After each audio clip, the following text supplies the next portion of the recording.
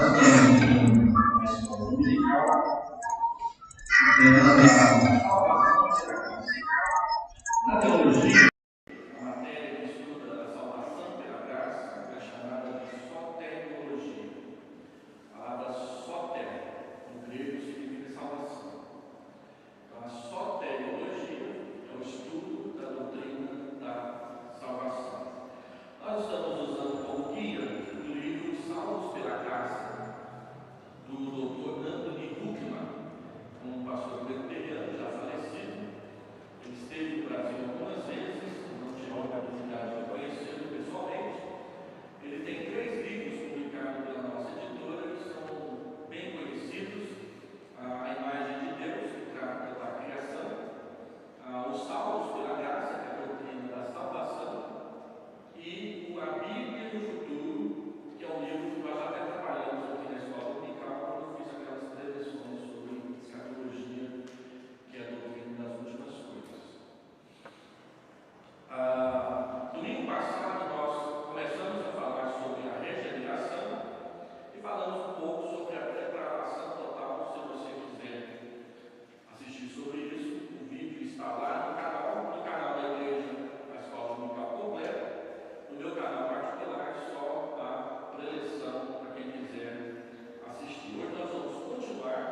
Hoje eu quero falar um pouco sobre graça irresistível.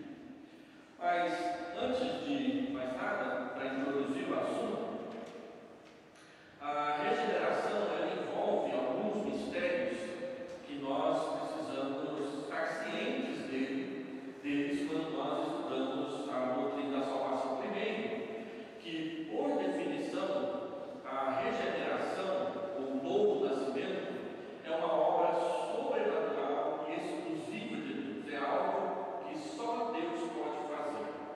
O nome que nós damos para isso em termos teológicos, doutrinários, é monergismo. O monergismo diz que na salvação, no novo nascimento, na regeneração, o homem não participa.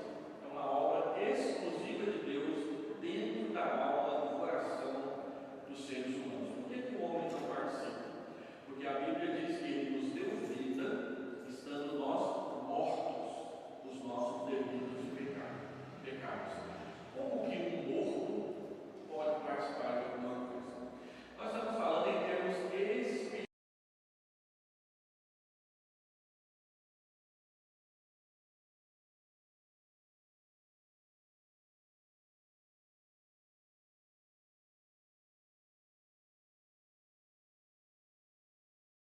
Esse nascer de novo é uma obra sobrenatural e exclusiva de Deus, e apesar de dizer que dessa forma ela é um mistério para nós. Segundo, porque não há como observar ou fazer um experimento da regeneração, mas apenas observar os seus efeitos na vida de quem Deus a operou. Como é que eu sei que eu sou uma pessoa regenerada? Não tem como experimentar. Colocar isso numa bola, uma lâmina, colocar no microscópio, fazer algumas misturas químicas e esse é salvo, aquele não é, aquele não vai ser. Não tem como experimentar isso, a não ser por experiência própria. E nós só percebemos que de fato houve uma mudança na nossa vida ao observar os efeitos dessa mudança depois. Antes eu me afastava de Deus, eu não tinha prazer em Deus, eu não amava a Deus, eu não queria estar com Deus e o seu povo. Então, são esses acontecimentos, essas mudanças, que dão sinais de que uma regeneração, uma obra de Deus aconteceu no meio do seu e do nosso coração. Isso é um mistério para nós. Só podemos observar os seus efeitos. Então a Bíblia questiona muito essa questão de dizer e fazer. Aquele que diz, mas não faz, não tem mudança nenhuma. Agora, aquele que faz, mostra que o que disse é verdade. Então, na Escritura e na vida cristã, fazer é muito mais importante do que simplesmente dizer. Eu posso dizer que creio em Jesus, mas me comportar de forma contrária a isso, e dar mau testemunho. E terceiro, nós nunca poderemos dizer o tempo exato em que ocorreu. Apenas por seus efeitos nós podemos deduzir um tempo aproximado. Então, às vezes aparece um pregador que fala assim: qual que é o dia que você entregou sua vida para Jesus? E você tem que dar a data, a hora e o local. Mas muitas pessoas nem imaginam quando que isso aconteceu.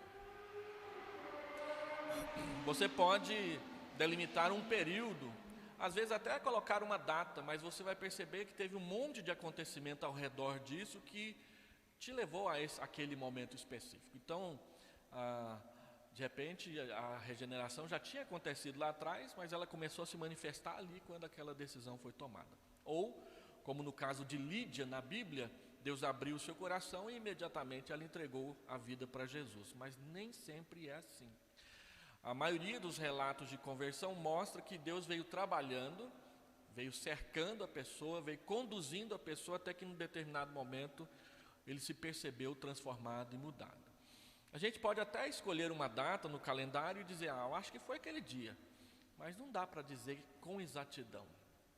Só lá no dia do juízo que Deus vai dizer exatamente quando foi que ele resolveu, porque na verdade Deus nos escolheu antes da fundação do mundo. Então, lá na eternidade, Deus já estava se movimentando para que eu, você, nós conhecêssemos o seu Evangelho. Tendo dito isso, então, qual que é a natureza essencial da regeneração? Também há 3 questões importantes aqui que você precisa conhecer. A primeira delas é que a regeneração é uma transformação instantânea. Embora a gente possa falar num processo de conversão em que Deus vai te cercando, te conduzindo, existe um momento em que você não estava vivo, estava morto nos seus pecados, e no outro momento Deus te reviveu, te ressuscitou espiritualmente. Então a regeneração, ela é uma transformação instantânea. Quando você abre a sua Bíblia em Efésios capítulo 2, versículo 5, é importante você conhecer o contexto de Efésios 2. Paulo usa um verbo que dá a entender exatamente isso. Olha só, ele começa lá no versículo 1 dizendo: ele vos deu vida, estando vós mortos nos vossos delitos e pecados. Aí ele explica que morte é essa. Ele fala de andar no caminho do diabo, da carne e do mundo. Ele fala de estar debaixo da ira de Deus, no versículo 4. E aí no versículo 3, aí no versículo 4 ele faz um contraste. Mas Deus, ao contrário dessa morte em vida, sendo rico em misericórdia, por causa do grande amor com que nos amou. E aí o versículo 5, e estando nós mortos em nossos delitos, ele volta lá porque ele havia começado no versículo 1, nos deu vida juntamente com Cristo. Observe a expressão nos deu vida. Observe que nós somos passivos. Não somos nós que conquistamos a vida, não somos nós que ganhamos pelos nossos esforços a vida, é Ele quem nos deu. Ele nos dá de graça, o verbo é dar, não é vender, não é alugar, não é fazer comodato. Ele dá de graça o que nós não tínhamos, que é vida. Então o contraste aqui é mortos e vivos. Deus nos deu vida. E o texto nos dá a entender exatamente que Deus fez isso instantaneamente. Não diz isso aqui uma movimentação de Deus para que aconteça. Simplesmente, estando mortos, Ele nos deu vida, nos vivificou. É a tradução literal do verbo dar vida aí. Quando nós estudamos a gramática grega, os tempos verbais são um pouco parecidos com os de português, com a diferença que no português nós conjugamos os verbos, mas no grego nós fazemos declinação, que é uma coisa meio complicada de explicar aqui. Mas quando nós estudamos os tempos verbais, também tem passado, presente, futuro, passado perfeito, passado imperfeito, essas coisas todas. Mas tem um tempo verbal que no português seria o passado perfeito, que no grego é o aoristo. O aoristo, a ação do verbo, ela sempre é um ponto, ela é decisiva, ela é única, ela é instantânea. De modo que sempre que você acha um verbo no aoristo, no grego, geralmente ele é traduzido pelo nosso passado comum. Eu fiz, você fez, ela fez, né? Essa coisa toda. E o aorista, ele tem esse sentido de que a ação ela foi decisiva e definitiva, ela não será repetida novamente. Então, quando diz que ele nos deu vida uma única vez. E ele nos deu vida definitivamente. É por isso que nós cremos, então, que o novo nascimento e a regeneração é uma obra instantânea e ela é única. Você não tem vários novos nascimentos na sua vida cristã. Você tem apenas um. Você tem apenas uma regeneração. Segundo, essa regeneração, ela é uma transformação sobrenatural. Ela é uma obra divina. Ela não é uma obra humana, não é uma realização que os homens podem fazer. É algo que só Deus realiza. É Ele quem nos dá vida. O arminianismo, que é o cristianismo majoritário no Brasil, que a maioria dos cristãos brasileiros são arminianos, nós somos minoria nesse caso. Eles argumentam que a regeneração é uma mudança levada a efeito por persuasão moral e não por uma ação sobrenatural de Deus. Deus nos persuade, Ele nos convence. Então, para eles, o novo nascimento é uma mudança moral que acontece numa resposta ao Evangelho. Nós cremos diferente. Nós cremos que a regeneração, ela não é um processo de mudança moral. Ela é um ato único na vida do cristão, quando Deus coloca a semente da vida na sua alma. E a nossa maior demonstração disso são as declarações do Sínodo de Dort, lá de 1614 a 1618, na Holanda, quando surgiram os chamados 5 pontos do calvinismo. O Sínodo de Dort rejeitou essa definição de regeneração por não encontrar nela a base bíblica a respeito do que ela diz. Então o sínodo, ele diz o seguinte: o sínodo rejeita os erros daqueles que ensinam que a graça pela qual somos convertidos a Deus, aqui a palavra conversão é usada como sinônimo de regeneração, é nada mais que gentil persuasão, ou que o modo mais nobre e assentado de Deus agir na conversão do homem acontece por persuasão. O calvinismo rejeitou esse conceito. Então, o que é para os calvinistas essa regeneração?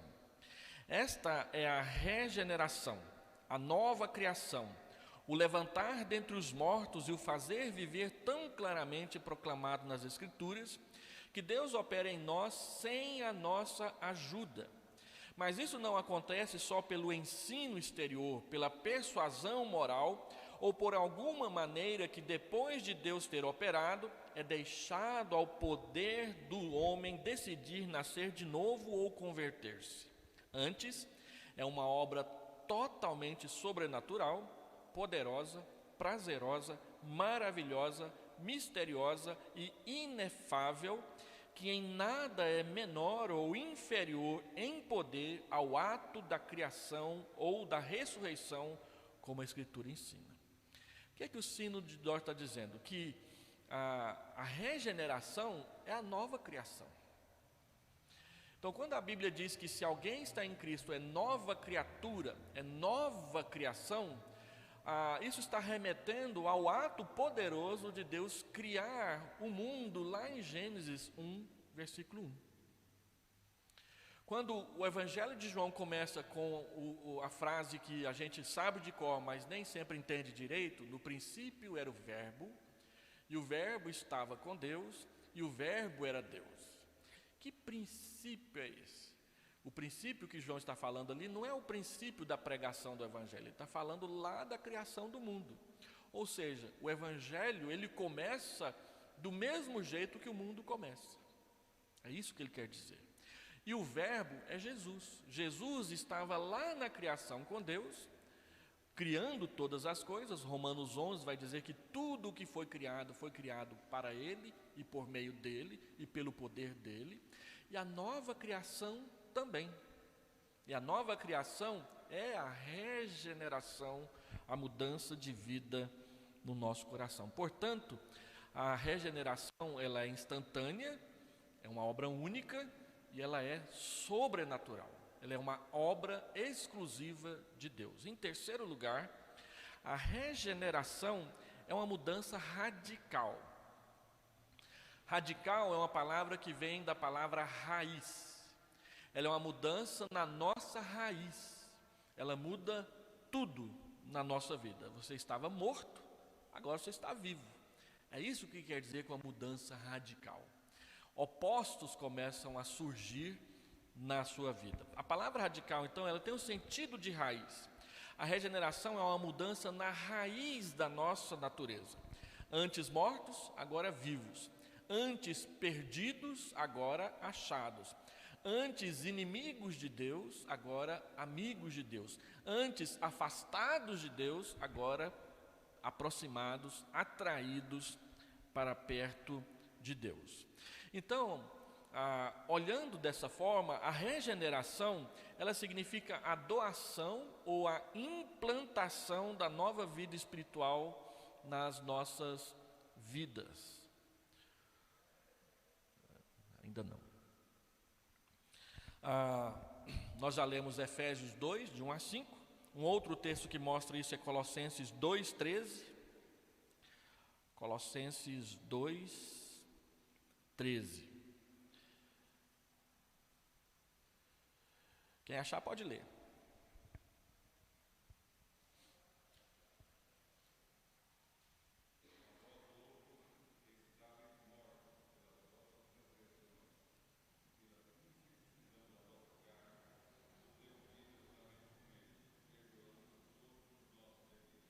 Então, Ele nos deu vida, também é a afirmação de Colossenses 2,13. E o texto que nós lemos semana passada, Romanos 8, 7 e 8. Romanos 8, 7 e 8. Por isso, o pendor, a inclinação da carne é inimizade contra Deus. Pois não está sujeito à lei de Deus, nem mesmo pode estar. Portanto, os que estão na carne não podem agradar a Deus. Aí vem uma adversativa. Vós, porém, não estáis na carne, mas no Espírito. Se de fato o Espírito de Deus habita em vós, e se alguém não tem o Espírito de Deus, esse tal não é dele. Ou seja, há uma mudança completa. Inclinados para o pecado, agora inclinados para Deus. Servindo à carne, agora servindo ao Espírito. É isso que nós entendemos da regeneração de todas as coisas. E ao dizer então que a regeneração ela é radical, quer dizer que ela afeta a pessoa toda, assim como o pecado nos afeta integralmente na depravação. Na regeneração, Deus também nos afeta integralmente. Tudo que o pecado estragou, Deus na regeneração coloca no caminho da volta. Tudo que o pecado controla, Deus passa a ser o Senhor. Ele já era, mas ele passa a ter o controle. Isso não quer dizer que na regeneração nós deixamos de ser pecadores. A Bíblia não ensina isso. Ela quer dizer que, assim como o pecado nos atingiu inteiramente, a salvação também nos atinge inteiramente. Tudo vai ser transformado. Só que agora por meio do processo da santificação, que é o que vem depois. Mas a semente já foi colocada e ela não pode mais voltar atrás. Aquele que foi regenerado, ele agora tem a vida de Deus nele. É a vida que Jesus Cristo dá.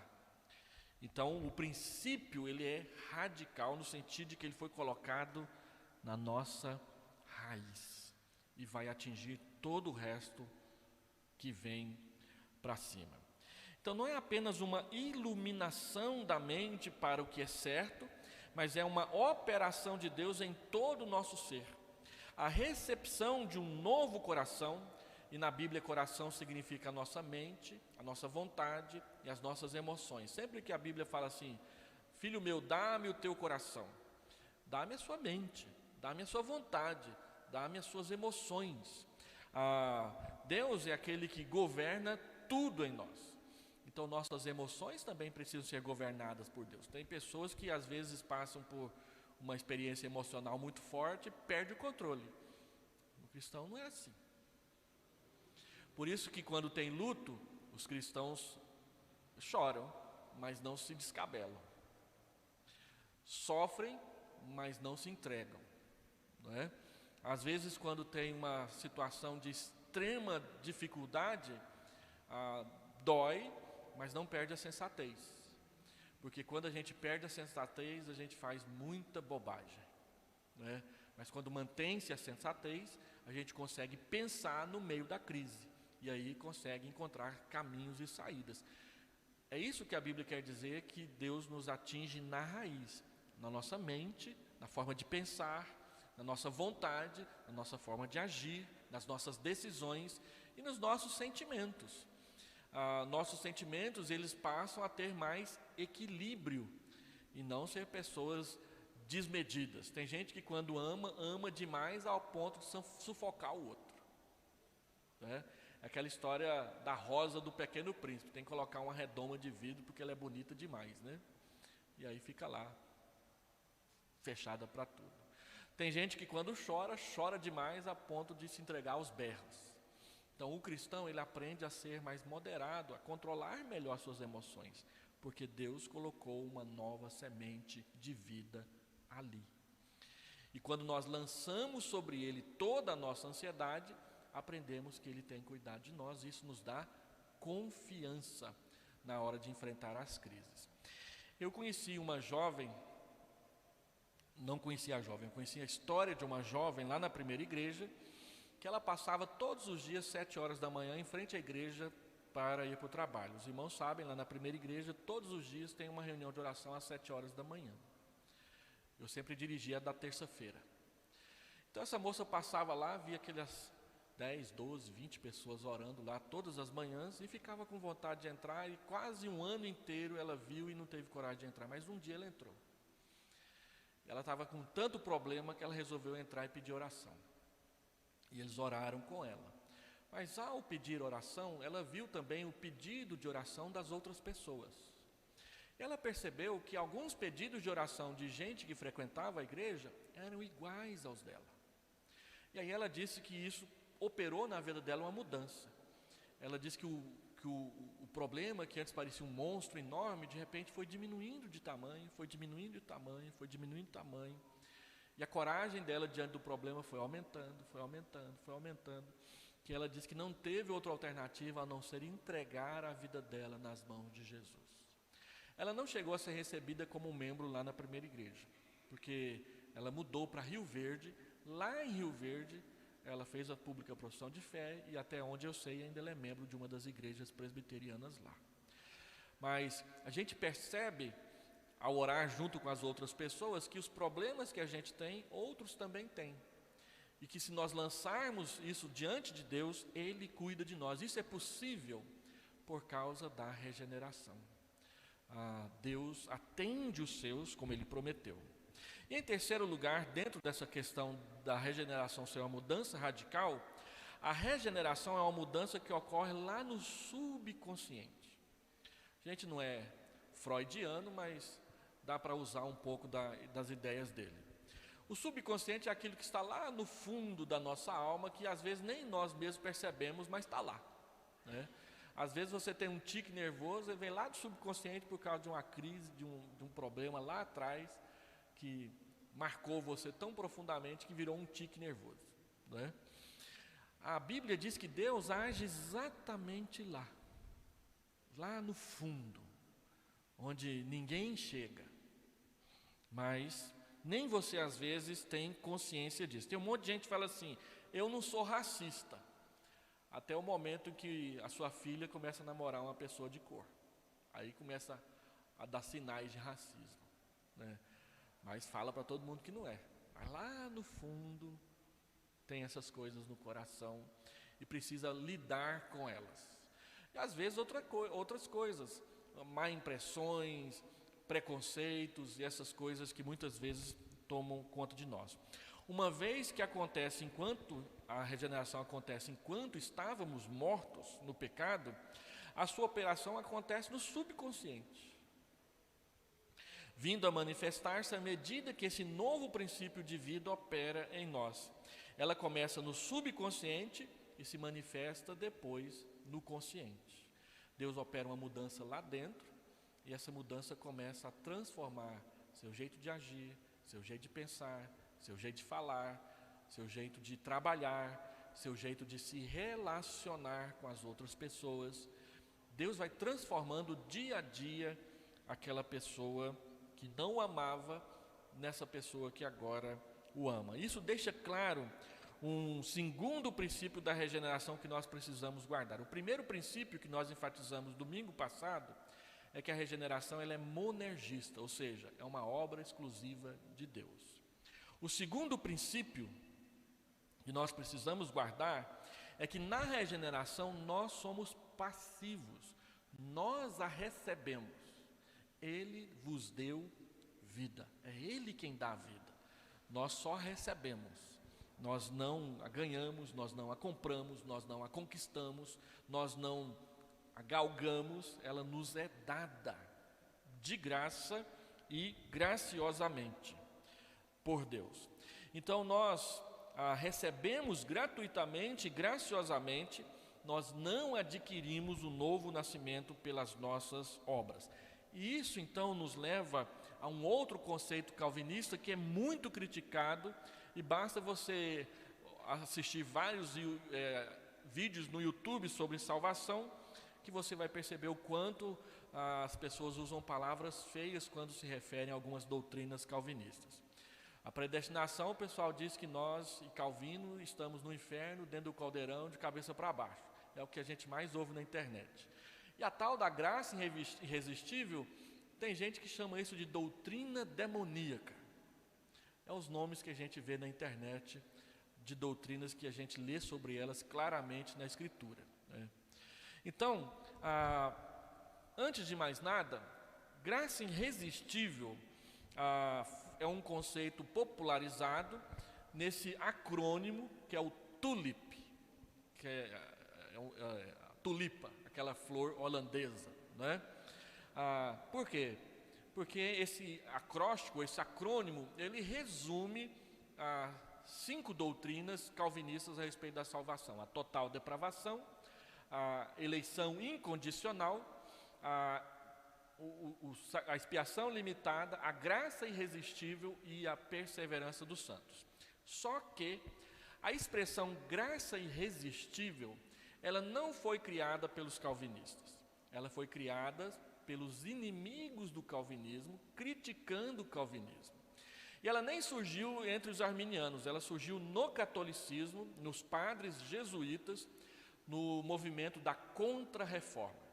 Quando a Reforma surgiu na Alemanha e depois foi tomando conta da Europa, a Igreja Católica iniciou um movimento chamado de Contra-Reforma. A Contra-Reforma eliminou um monte de abuso que havia na Igreja Católica, mostrando que várias críticas do protestantismo ao catolicismo estavam corretas, e eles foram abandonando.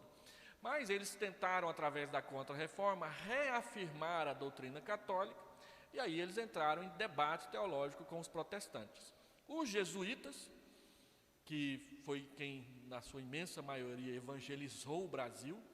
O catolicismo que veio para o Brasil era um catolicismo de contra-reforma, de polêmica contra o protestantismo. Por isso o protestantismo demorou tanto para chegar aqui no Brasil, havia vários impedimentos. E eles então argumentaram contra os calvinistas, dizendo que a doutrina da regeneração dos calvinistas, ela ensina que a graça é irresistível. E aí eles deram o nome para essa doutrina, né? Então não fomos nós quem criamos o termo. Os calvinistas mesmos, eles preferem que seja graça invencível, ou graça indestrutível, ou graça inconquistável. É melhor do que graça irresistível. Por quê? Porque, de fato, as pessoas resistem à graça.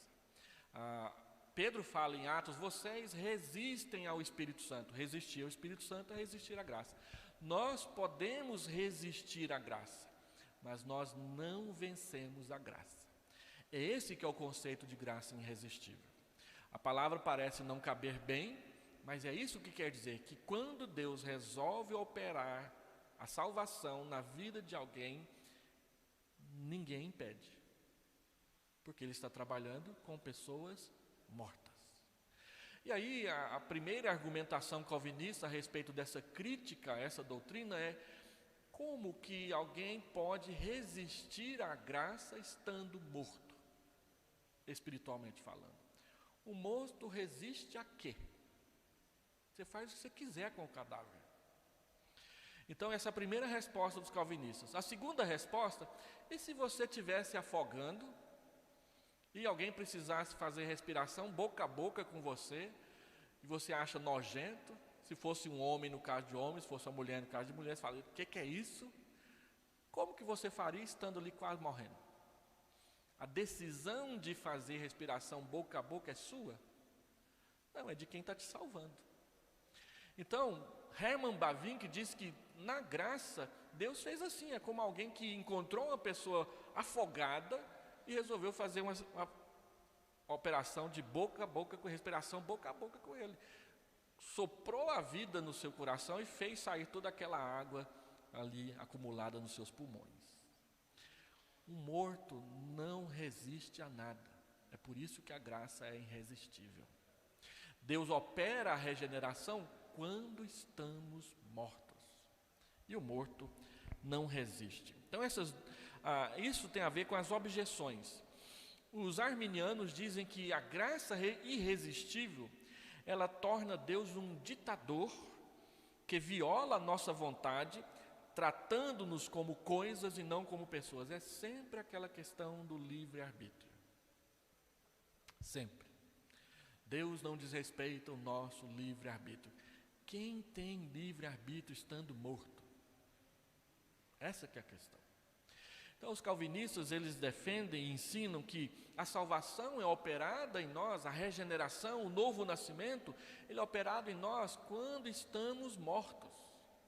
Por isso, embora o termo não seja o mais feliz, ele cabe. Nenhum morto resiste a coisa alguma. E a expressão graça irresistível, como eu falei, ela foi criada não por nós, mas por aqueles que são os nossos oponentes. Nós preferimos falar de uma graça invencível, de uma graça inconquistável, é a palavra que eu estava tentando lembrar aqui e não veio à memória. O nosso pecado não conquista a graça, não supera a graça, não vence a graça. Quando a graça vem sobre nós, ela opera o que Deus quer, porque somos encontrados mortos nos nossos delitos e pecados. Ninguém pode se esconder dessa graça ou sobreviver a ela. Cada pessoa eleita é levada a render-se e admitir no final das contas que Deus é Deus.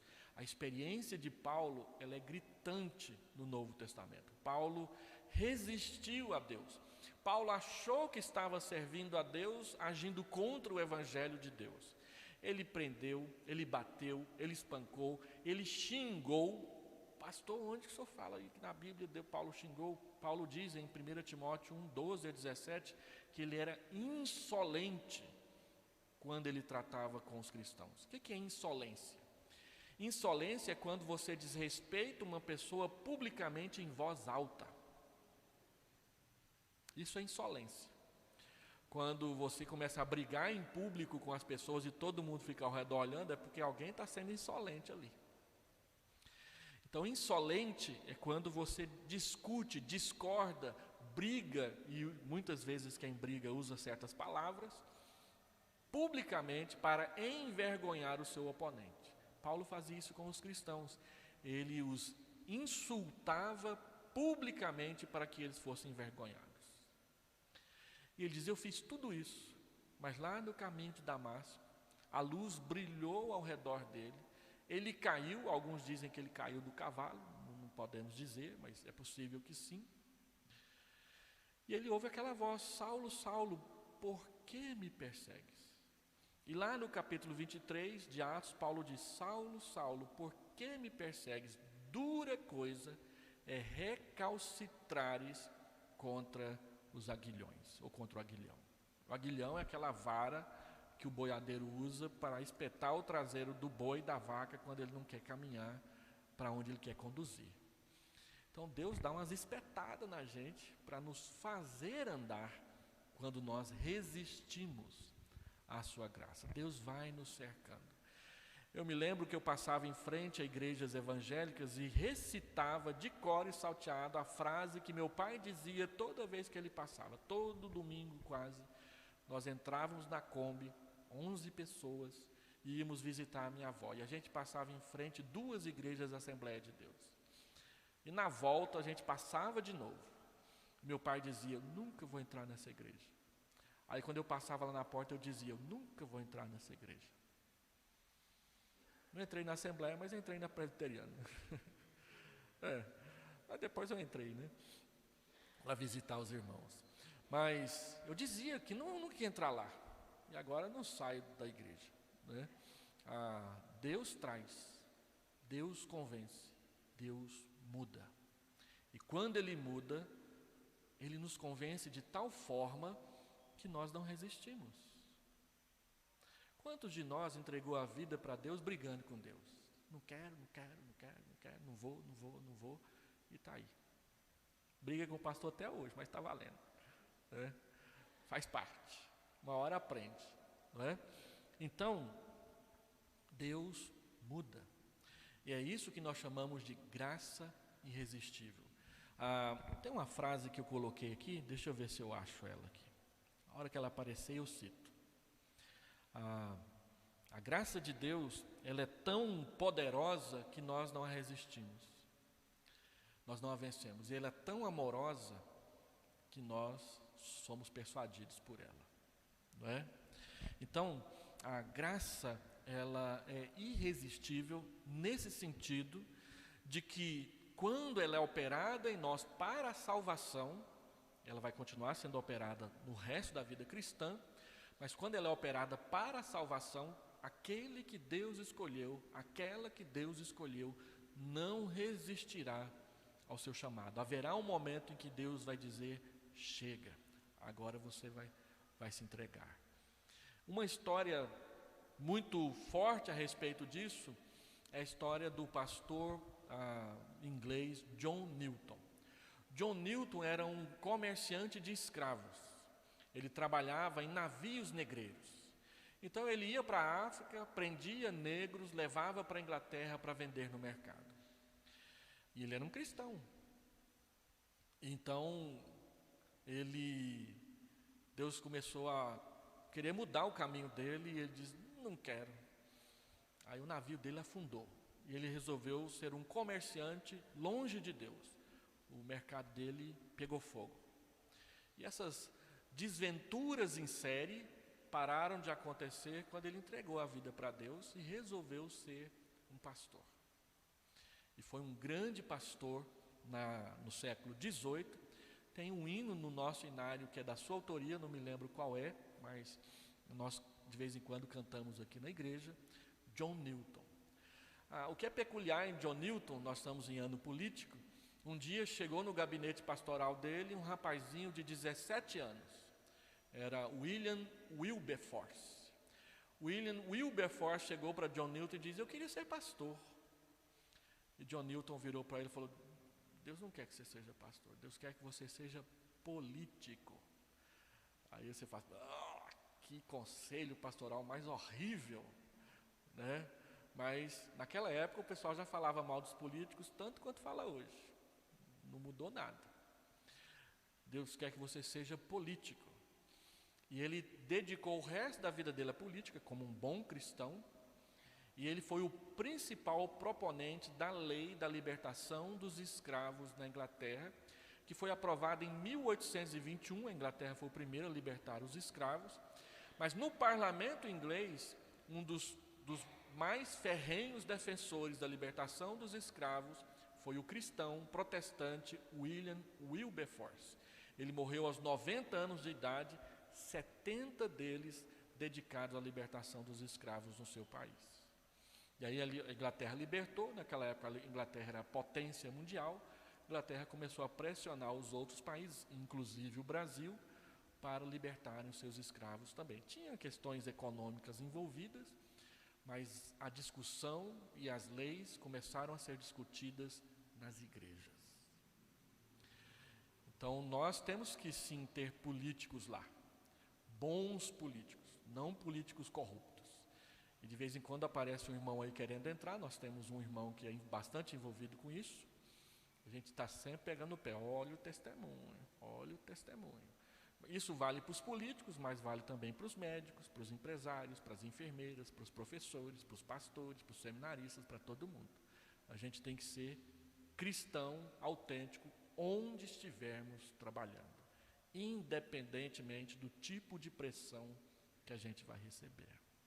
Voltando à questão da regeneração, depois desse parêntese, então, eu estava olhando na internet, sempre aparece uma gozação, né? Então tem gente que fala que agora não é tulipe mais não, agora é bacon. E aqui tem o acróstico bacon, que é o povo mau, já eleitos, completamente espiado por assustadoramente chamado e nunca caindo. Em português não dá certo, mas em inglês ficou bacon. Eles falam que bacon é a nova tulip, né? Então, em vez de mostrar a rosa da tulipa, mostra as fatias de bacon para as pessoas, só para descontrair um pouquinho, né? Mas, então, quais são as críticas da graça irresistível? Deus é um ditador que viola a nossa vontade, tratando-nos como coisas e não como pessoas. Nós tratamos disso quando falamos da depravação total. A responsabilidade humana não é descartada. Deus nos responsabiliza, mas a salvação é uma obra exclusiva dele.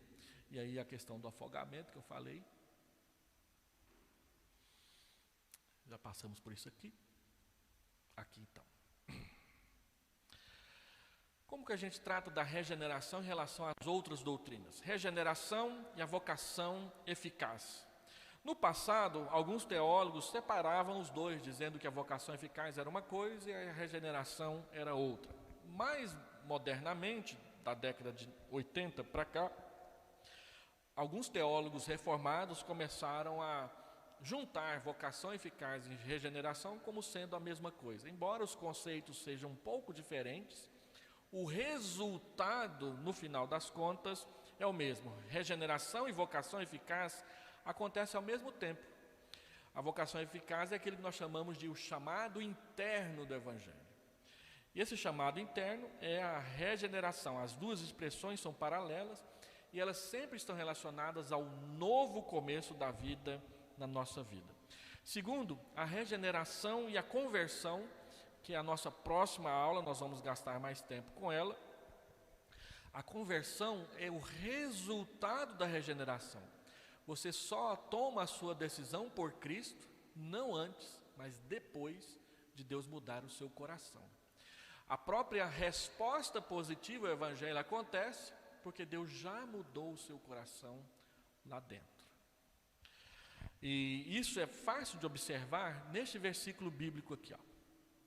Atos 16, 14.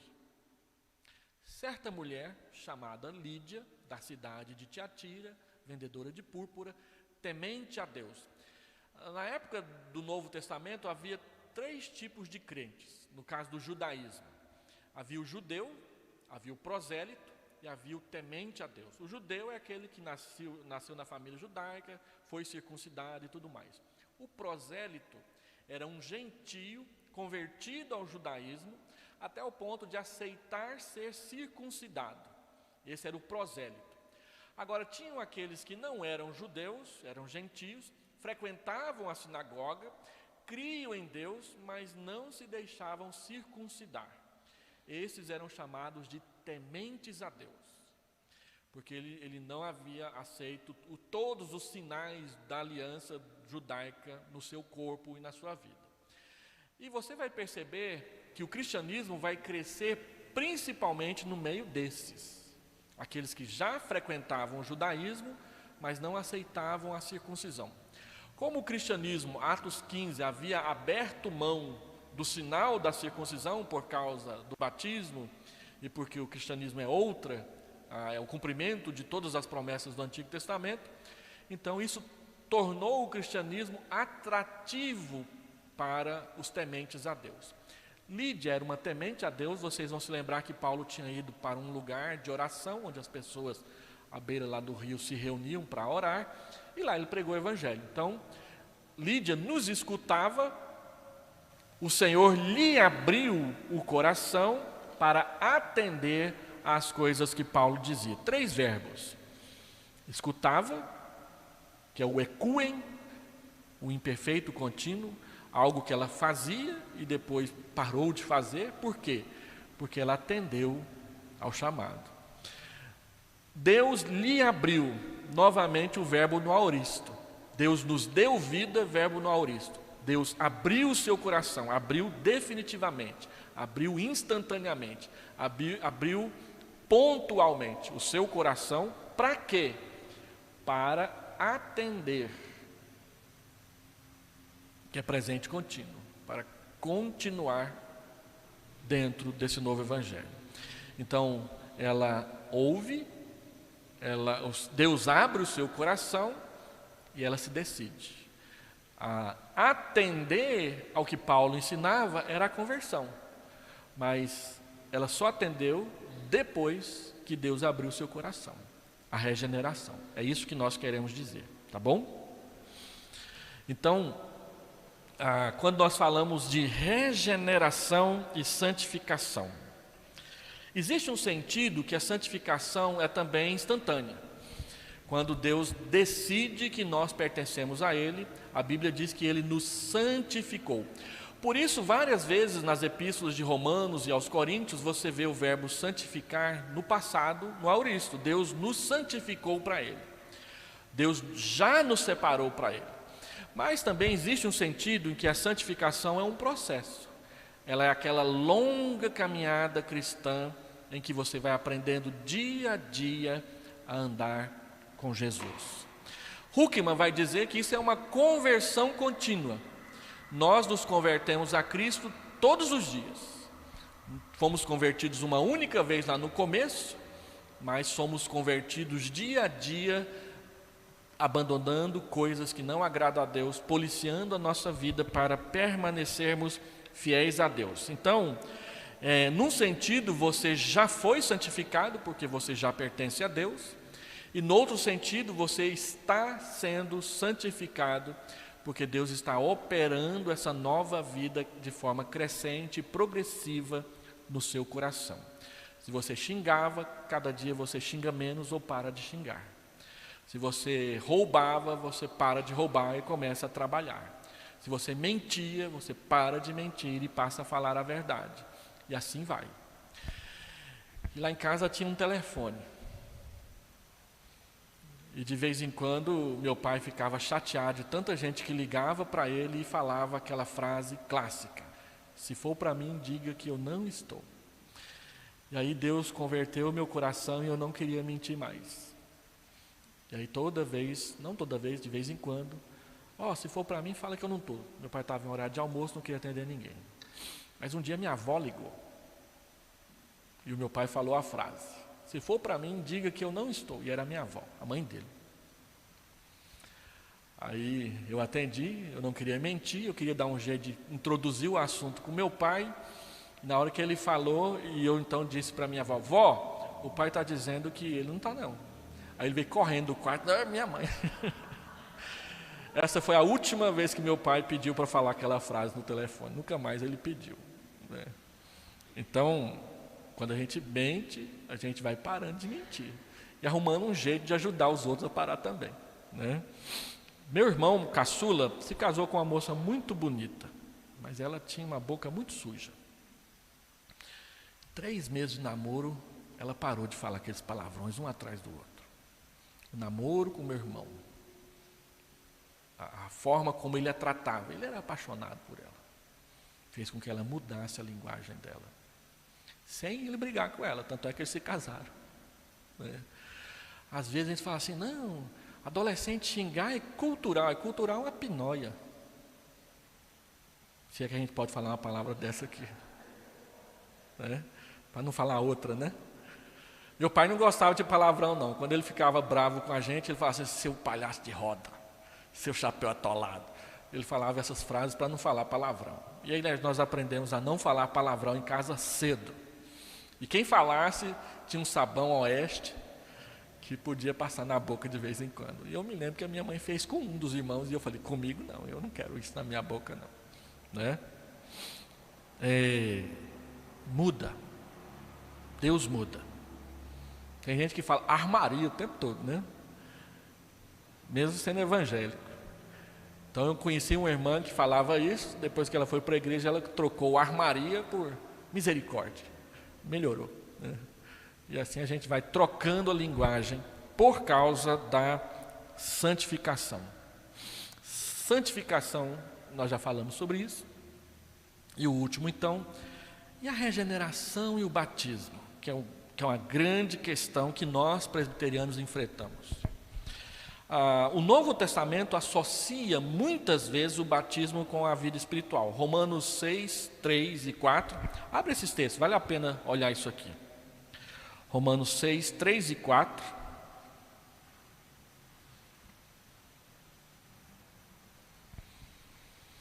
Ou porventura ignorais que todos nós que fomos batizados em Cristo Jesus, fomos batizados na sua morte? Fomos, pois, sepultados com ele na morte pelo batismo, para que, como Cristo foi ressuscitado dentre os mortos, pela glória do Pai, assim também andemos nós em novidade de vida. O batismo ligado com a nova vida. Então, às vezes, a associação do batismo com a nova vida é tão próxima, que algumas pessoas começam a achar que o batismo salva, e que a salvação acontece no momento do batismo. Doutrinariamente, isso passou a ser conhecido como regeneração batismal. Algumas igrejas ensinam a regeneração batismal. O catolicismo, algumas alas do luteranismo ensinam que a regeneração acontece no batismo. Então, quando a pessoa é batizada, ela é salva. É ali que ela é salva, né? Por causa de textos como esse. Esse é apenas um deles. Tem outros. Um outro que é parecido é Colossenses 2, 11 e 12. Olha só. Colossenses 2, 11 e 12. Nele também fostes circuncidados, não por intermédio de mãos, mas no despojamento do corpo da carne, que é a circuncisão de Cristo, tendo sido sepultados juntamente com ele no batismo, no qual igualmente fostes ressuscitados mediante a fé no poder de Deus, que o ressuscitou dentre os mortos. Batismo, nova vida. E mais um texto só para os irmãos entenderem da onde que vem o problema. 1 Pedro 3, 21. 1 Pedro 3, 21. A qual, deixa eu ler o 20 também para ficar melhor. Os quais no outro tempo foram desobedientes, quando a longanimidade de Deus aguardava nos dias de Noé. Enquanto se preparava a arca, na qual poucos, a saber 8 pessoas, foram salvos através da água, a qual, figurando o batismo, agora também nos salva, não sendo a remoção da imundícia da carne, mas a indagação de uma consciência para com Deus por meio da ressurreição de Jesus Cristo. A água do dilúvio representou o batismo. Uma brincadeirinha de mau gosto para variar.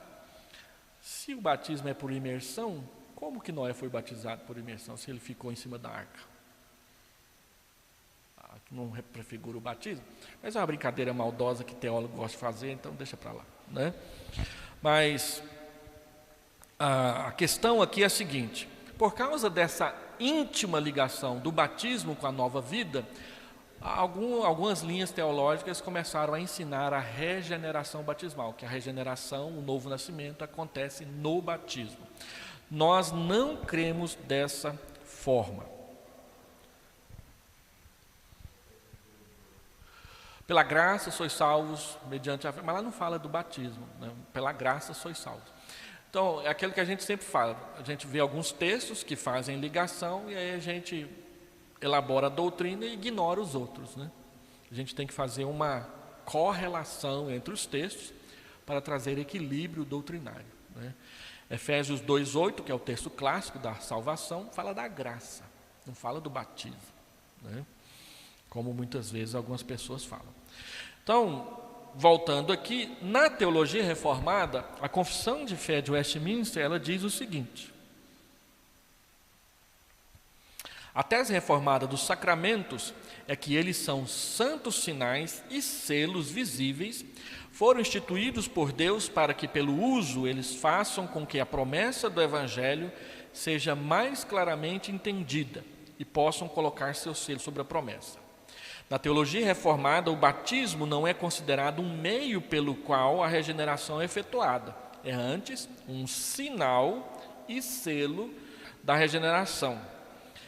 E aí então vem a confissão de fé. O batismo é um sacramento do Novo Testamento para ser ministrado à pessoa batizada como sinal e selo do pacto da graça, da implantação em Cristo, da regeneração, da remissão dos pecados e da entrega a Deus por meio de Jesus Cristo para andar em novidade de vida.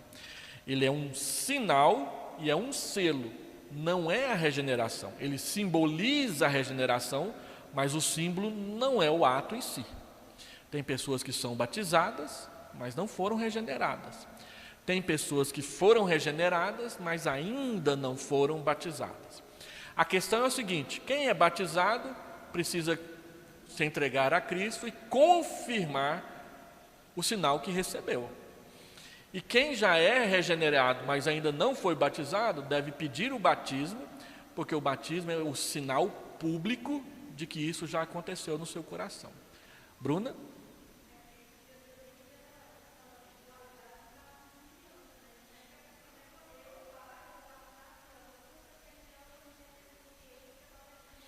Exatamente. Exatamente porque é sinal e selo, uma coisa não está ligada com a outra. O batismo, ele é um sinal e um selo para quem é adulto ou para quem é jovem, de uma fé que ele já professou. No caso da criança, é um sinal e um selo para atrair a criança para a fé, a fim de que ela confirme o selo que ela já recebeu. Aí alguém pode falar assim: mas isso aí é presunção, porque e se ela desviar lá na frente? E o tanto de adulto aí que é batizado e desvia também, é presunção? O que nós cremos é na promessa. Nós batizamos as crianças por causa da promessa de que a salvação é para nós, para os nossos filhos e para quantos Deus chamar. Atos capítulo 2, versículo 38. Nós podemos depois, novamente, ter uma aula mais pormenorizada sobre isso. Então, o batismo, ele não provoca e nem produz a regeneração nem nas crianças, nem nos adultos. Mas é um sinal, é um símbolo, é um selo de confirmação dela. O batismo demonstra e confirma a bênção da regeneração. Para os adultos batizados, a bênção se confirma na perseverança. Nas crianças menores batizadas, a confirmação vem na decisão por Cristo, simbolizada no batismo. O batismo infantil, ele é completamente baseado na fé dos pais, na promessa de que vai educar e criar a sua criança no caminho do Senhor. A Bíblia diz: ensina a criança no caminho que deve andar, e quando for velho não se desviará dele. Às vezes nós confundimos a expressão no caminho em que deve andar com o caminho que deve andar. Geralmente, quando nós encontramos pais que têm filhos desviados e eles querem justificar o desvio dos filhos, eles falam: pastor, mas eu ensinei o endereço da igreja para ele. Ensinou o endereço da igreja para ele, mas será que lá em casa viveu a fé do jeito que deveria viver? Porque ensinar o filho no caminho que deve andar não é só levar à igreja, é viver isso com ele lá em casa também. E aí às vezes a gente encontra filhos pequenos que falam palavrões, os pais não falam dentro do templo, mas falam no trânsito. E a gente aprende um segredo pastoral que deixa muitos pais em saia justa. Uma vez falaram para a gente: você quer saber o que está acontecendo numa casa? Pergunta para uma criança de 4 e 5 anos, porque elas vão dizer. É maldade, né? Então tem pai que já ensina o filho a mentir o que acontece em casa desde cedo.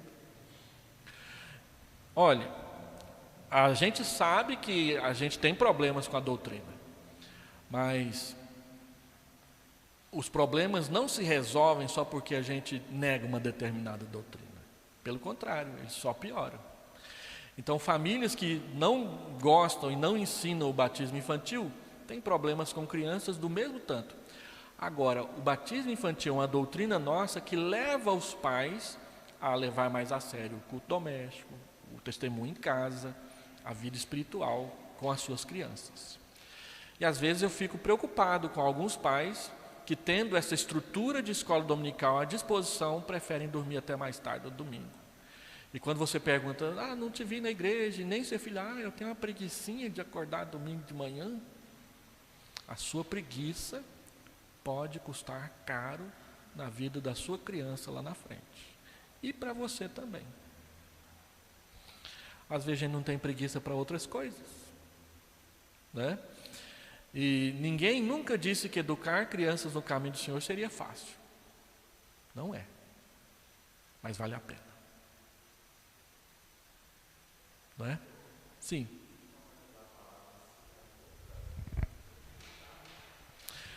Ensinar no caminho é nas situações em que você estiver com ela. E também, quando fala no caminho, é em qualquer situação que aparecer no caminho. Haverá tentações, haverá seduções, haverá distrações. Então, estando no caminho, você lida com essas coisas. Um livro que ajuda muito a gente a entender isso é O Peregrino, que é uma fábula, né? Não é uma fábula, é uma parábola, né? Fábula se tivesse animais vestindo roupa, né? É uma parábola. E é interessante ele mostrar as distrações, os convites, as conversas tortas que aparecem, tentando tirar o cristão do caminho. E um dos que mais... Eu nunca li o Peregrino inteiro, eu só li até a metade. Eu tenho que ir lá e terminar a minha leitura do Peregrino. É o segundo livro mais lido no mundo, é o mais lido depois da Bíblia, é o Peregrino. Então, se você não leu, hoje você baixa de PDF na internet a rodo, né? É fácil. É uma leitura agradável, muito interessante, é do puritano John Bunyan. Mas tem um... Não, mais lido no mundo. Não sei se já foi ultrapassado. Essa estatística é da década de 80. Tá bom? Voltando então, tem um momento em que ele, porque está cansado, resolve dormir debaixo de uma árvore com sombra. E ele está carregando um rolo, um livro, que ele tem que entregar para um anjo lá na entrada do portão. E ele dorme e ele esquece o rolo debaixo da árvore. E ele anda um dia inteiro. Quando ele chega lá no portão, ele não está com o rolo. Então ele tem que voltar um dia inteiro para ver se acha o rolo lá, para pegar o rolo e voltar mais um dia para então entrar no portão. Uma distração. E os perigos, os embates, as confusões, as seduções que aparecem no caminho. Tudo isso é no caminho. Então nós temos que ensinar a criança no caminho que ela deve andar, no caminho que nós estamos andando, não de outra forma. E por fim, para acabar essa aula, que já está passando da hora, a regeneração e a pregação da palavra. Todos esses textos aqui, quase todos nós já citamos aqui. Se a regeneração é uma obra exclusiva de Deus, para que pregar o Evangelho? Qual o papel do pregador? No púlpito, em casa, no discipulado, nos grupos, nas conversas informais com os amigos? Não é Deus quem vai operar? É Deus quem vai operar, mas Ele mandou pregar. E Ele chama as pessoas a através da pregação. Paulo pergunta em Romanos 10: como crerão se não há quem pregue? Quão formosos são os pés dos que anunciam coisas boas pelo caminho. Então, nosso papel é falar aos ouvintes o mesmo que Jesus Cristo falou para Nicodemos. Nicodemos veio conversar com Jesus, Jesus disse: olha, você precisa experimentar o novo nascimento. E ele então perguntou: eu posso, sendo velho, nascer de novo, ou nascer uma segunda vez? Então Jesus fala sobre o novo nascimento, e ali na conversa com Nicodemos está o versículo da Bíblia que a maioria de nós sabe de cor, que é João 3,16. Porque Deus amou o mundo de tal maneira que deu o seu Filho unigênito, para que todo o que nele crê não pereça, mas tenha vida eterna. Jesus evangelizou Nicodemos a partir de uma pergunta que ele fez. Então, Nicodemos veio a Cristo através dessa conversa, que é uma pregação. Assim também, muitas pessoas vêm a Cristo assim. Quando eu comecei a ler a Bíblia e estava cheio de dúvidas, eu ia à minha irmã e perguntava: que história é essa? E eu me lembro de uma pergunta que eu fiz para ela. Eu era católico, eu estava vindo do catolicismo, e aí eu li Efésios 3,14, que diz que nós conhecemos a Cristo com os santos. Aí eu perguntei para minha irmã: que santos são esses? São santos lá da igreja católica? E a minha irmã disse: não, esses santos aqui são os crentes que entregaram sua vida a Jesus e agora foram separados para viver para Ele.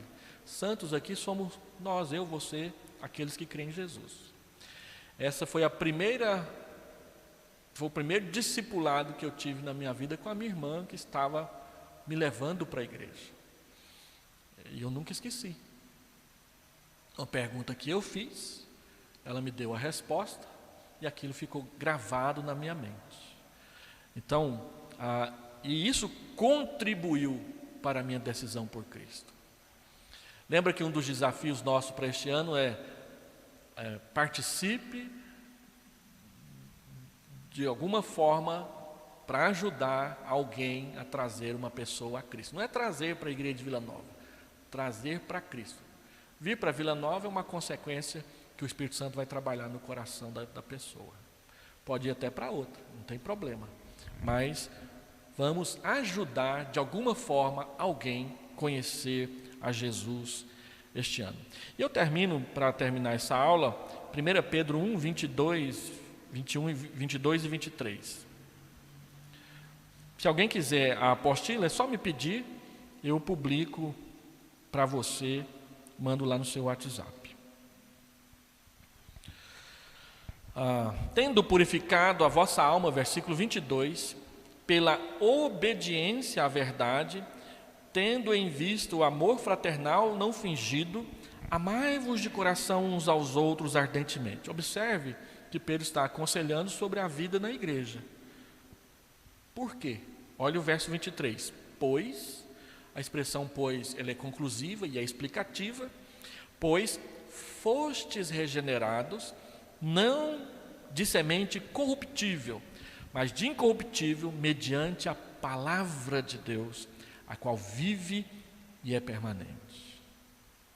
Então, explicar a palavra, ensinar a palavra, expor a palavra, pregar a palavra, é um meio que Deus usa para trazer as pessoas à regeneração, como Ele fez com Lídia. A maioria dos casos, a regeneração e a conversão acontecem juntas. Nós sabemos disso por observação, não porque a Bíblia diz que é desse jeito. E a Bíblia faz essa associação. Olha, a vida cristã de vocês precisa ser frutífera, amorosa, fraternal, não é? Porque vocês foram regenerados.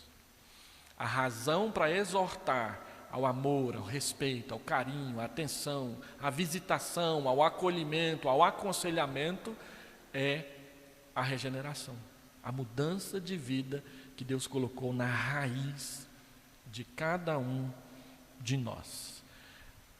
Como diz o Pica